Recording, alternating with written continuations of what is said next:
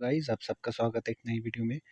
तो आज हम स्टार्ट करने जा रहे हैं metals are good conductors of electricity. ठीक है, तो मेटल्स की प्रॉपर्टीज के बारे में पढ़ रहे थे, तो हम फोर्थ प्रॉपर्टी पे आ चुके हैं। ठीक है, मेटल्स जो होते हैं वो गुड कंडक्टर्स होते हैं इलेक्ट्रिसिटी के, मतलब वो इलेक्ट्रिसिटी को भी खुद से पास होने देते हैं। इसका मतलब मेटल्स अलाउ इलेक्ट्रिसिटी और electric current to pass through them easily. Electricity या फिर इलेक्ट्रिक करंट को खुद से आसानी से पास होने देते हैं। ठीक है, अगर हम एक ड्राई सेल ले लें, ये देख सकते हैं आप, जैसे हमने एक सेल ले लिया, एक पॉजिटिव टर्मिनल पे कनेक्ट कर दिया, एक नेगेटिव टर्मिनल पे, यहाँ पे ये क्लिप्स बना दी। इन दोनों को आपस में जैसे कनेक्ट करेंगे तो बल्ब ग्लो होने लग जाएगा। या फिर यहाँ पर एक एल्यूमिनियम फॉयल रख दी। ठीक है, एल्यूमिनियम फॉयल का एक मेटल है ना। तो मेटल जो होता है, अब अगर करंट जो है यहाँ से ऐसे फ्लो करेगा, इस टर्मिनल से तो सीधा फ्लो हो रहा है, इस टर्मिनल से भी करंट फ्लो होना चाहिए। ठीक है, इसका यहाँ से पढ़ लेते हैं। हमने एक ड्राई से लिया, एक बल्ब लिया, होल्डर में फिट कर दिया और कनेक्टिंग वायर्स ले ली, कॉपर वायर्स। ठीक है, और क्रोकोडाइल क्लिप्स कहते हैं इन्हें, और उन्हें कनेक्ट कर दिया ऐसे सर्किट में। To make an electric circuit there is a gap, एक गैप छोड़ दिया इन क्लिप्स के बीच में, और वहाँ पर एक मेटल इंसर्ट कर देंगे। ठीक है, aluminium foil. You will see that the bulb lights up at once, एक ही बार में आप देखेंगे बल्ब जलने बैठ जाएगा, क्योंकि एल्यूमिनियम फॉयल जो है खुद से इलेक्ट्रिसिटी को पास होने देगी। ठीक है, कॉपर मेटल भी जो है वो भी इलेक्ट्रिसिटी का गुड कंडक्टर होता है। सिल्वर मेटल जो होता है बेस्ट कंडक्टर होता है इलेक्ट्रिसिटी का। कॉपर मेटल नेक्स्ट बेस्ट, मतलब उसके बाद जो बेस्ट होगा सिल्वर के बाद, वो कौन सा है? कॉपर मेटल है। फॉलोड बाय उसके बाद कौन सा है? गोल्ड है, एल्यूमिनियम है, टंगस्टन है। ठीक है, जो इलेक्ट्रिक वायर्स होती है कॉपर और एल्यूमिनियम से बनाई जाती है, क्योंकि ये गुड कंडक्टर्स होता है इलेक्ट्रिसिटी के, मतलब ये इलेक्ट्रिसिटी को खुद से आसानी से पास होने देते हैं।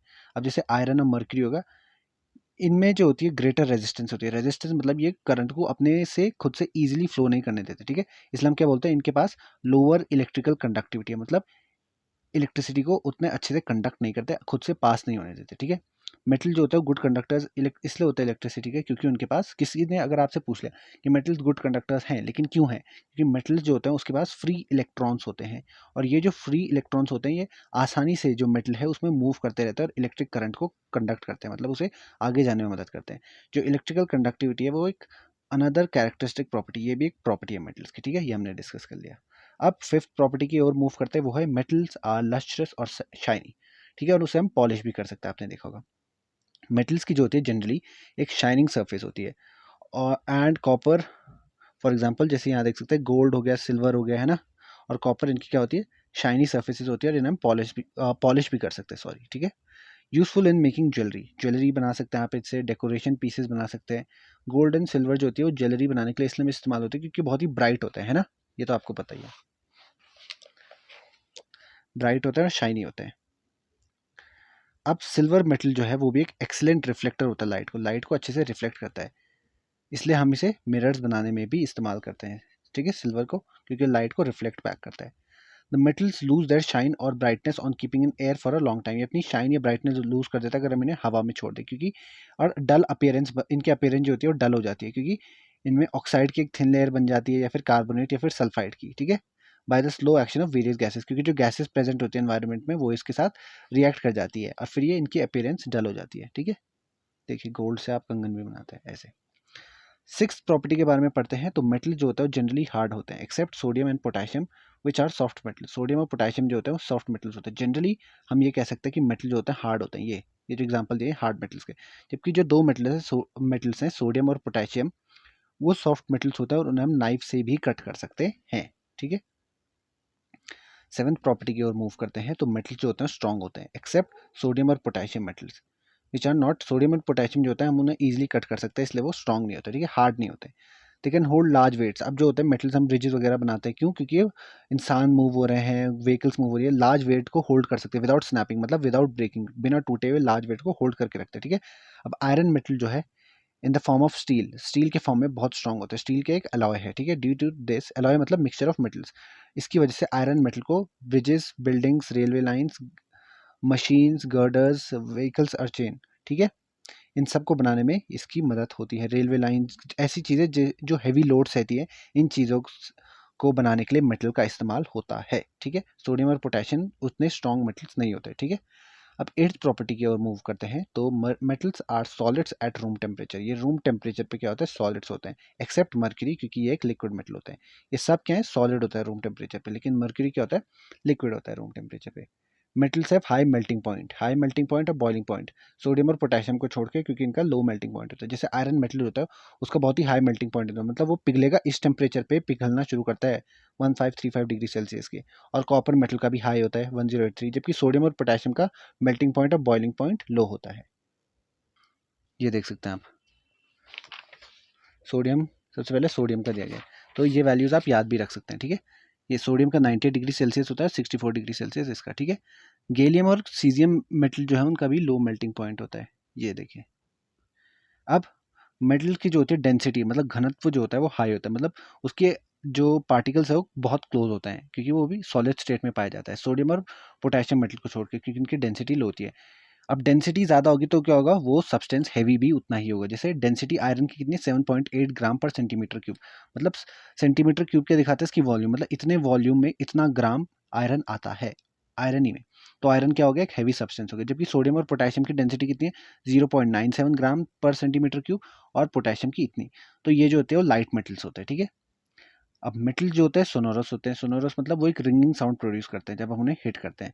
It is due to the property of, अब जैसे एक घंटी भी देख सकते हैं आप, ये मेटल से बनाई जाती है क्योंकि सोनोरस होती है, ठीक है। जो इनकी म्यूजिकल इंस्ट्रूमेंट की वायर्स होती है वो भी मेटल से बनाई जाती है, ठीक है। अब मेटल यूजुअली हैव सिल्वर और ग्रे कलर, कॉपर और गोल्ड को छोड़ के। कॉपर का रेडिश ब्राउन कलर होता है, गोल्ड का येलो कलर होता है, नहीं तो जनरली मेटल का सिल्वर या फिर ग्रे कलर होता है, ठीक है। अब हम नॉन मेटल्स की फिजिकल प्रॉपर्टी के बारे में पढ़ेंगे। The physical properties of non metals are just opposite of physical properties of metal, ये बिल्कुल उल्टी होती है मेटल्स की फिजिकल प्रॉपर्टी से। जैसे सॉलिड नॉन मेटल्स हो गए, ना तो हम उन्हें हैमर कर सकते थिन शीट में, ना तो हम उनसे वायर बना सकते, क्योंकि ब्रिटल होते हैं, ये हार्ड नहीं होते। ये अगर हम इन्हें हैमर से बीट करेंगे तो फिर ये टूट जाएंगे। अब जैसे सल्फर और फॉस्फोरस हो गए, ये भी सॉलिड नॉन मेटल्स है, लेकिन ये नॉन मेलिएबल और नॉन डक्टाइल होते हैं। The property of being brittle, मतलब आसानी से टूट जाती है, इसमें ब्रिटलनेस की प्रॉपर्टी होती है, ठीक है, नॉन मेटल्स में।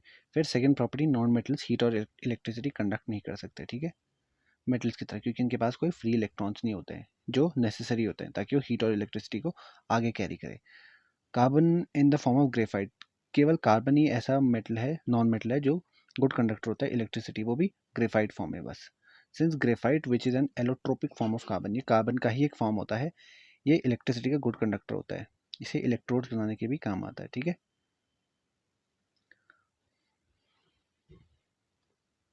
सेम एक्सपेरिमेंट करा है, इसमें सल्फर की नॉन मेटल की प्लेट लगा दी तो आप देखेंगे बल्ब नहीं चलेगा, क्योंकि ये इलेक्ट्रिसिटी का कंडक्टर नहीं होता। फिर अब हम यहाँ पर मूव करते हैं, non metals are lust not lustrous, मतलब शाइनी भी नहीं होता, इनकी अपीयरेंस डल होती है, ठीक है, शाइनिंग सरफेस नहीं होती। जैसे आयोडीन है, एक नॉन मेटल्स है लेकिन इसकी लस्ट्रस अपीयरेंस होती है, ये क्या है, एक्सेप्शन भी बताए गए हैं, लेकिन एक ऐसा नॉन मेटल है आयोडीन जिसकी अपीयरेंस क्या है, लस्ट्रस है, शाइनी होता है वो। Non metals are generally soft, non metal जो होता है जनरली सॉफ्ट होता है एक्सेप्ट डायमंड, डायमंड को छोड़ के, क्योंकि ये एक्सट्रीमली हार्ड होता है, ठीक है। Most of the solid non metals soft होते हैं, जैसे सल्फर, फॉस्फोरस, लेकिन एक कार्बन है उसकी एलोट्रोपिक फॉर्म में, उसी की एक फॉर्म में डायमंड होता है, वो हार्ड होता है, ठीक है। नॉन मेटल जो होता है उतने स्ट्रॉन्ग नहीं होता, वो आसानी से टूट जाते हैं। जैसे ग्रेफाइट एक नॉन मेटल है, जो पेंसिल की लीड होती है ना, वो ग्रेफाइट से बनती है, तो वो उतनी स्ट्रॉन्ग नहीं होता, आसानी से टूट जाती है। जब लार्ज वेट प्लेस करते हैं ग्रेफाइट शीट के ऊपर तो वो स्नैप हो जाती है, मतलब ब्रेक, टूट जाएगी। नॉन मेटल जो होता है वो सॉलिड, लिक्विड और गैसेस, मतलब तीनों स्टेट्स में अवेलेबल होते हैं, ठीक है। जैसे कार्बन, सल्फर, फास्फोरस, ये सॉलिड नॉन मेटल्स है, ब्रोमीन लिक्विड नॉन मेटल है, और हाइड्रोजन, ऑक्सीजन, नाइट्रोजन, क्लोरीन ये क्या है, गैसियस फॉर्म में पाए जाते हैं, ठीक है। अब सेवंथ प्रॉपर्टी, नॉन मेटल जो होता है कंपेरेटिवली लो मेल्टिंग पॉइंट्स और बॉइलिंग पॉइंट्स होता है, डायमंड को छोड़ के, which is a non metal having a high melting point and boiling point. Melting point जो होता है सल्फर का 115 डिग्री सेल्सियस, ये काफ़ी लो है, लेकिन जो डायमंड होता है उसका मेल्टिंग पॉइंट इतना होता है जो कि काफ़ी हाई है, ठीक है। नॉन मेटल की डेंसिटीज़ भी बहुत कम होती हैं, देखिए 2 ग्राम पर सेंटीमीटर क्यूब, इसलिए लाइटर होता है मेटल से। नॉन मेटल सोनोरस नहीं होता, मतलब रिंगिंग साउंड प्रोड्यूस नहीं करते, और नॉन मेटल जो होता है अलग अलग कलर्स में पाया जाता है, ठीक है, कोई डेफिनेट कलर नहीं होता इनका। सल्फर येलो होगा, क्लोरीन येलोइश ग्रीन हो गया, हाइड्रोजन और ऑक्सीजन कलरलेस हो गए, फॉस्फोरस वाइट और रेड हो गया, ग्राफाइट ब्लैक हो गया, ऐसे।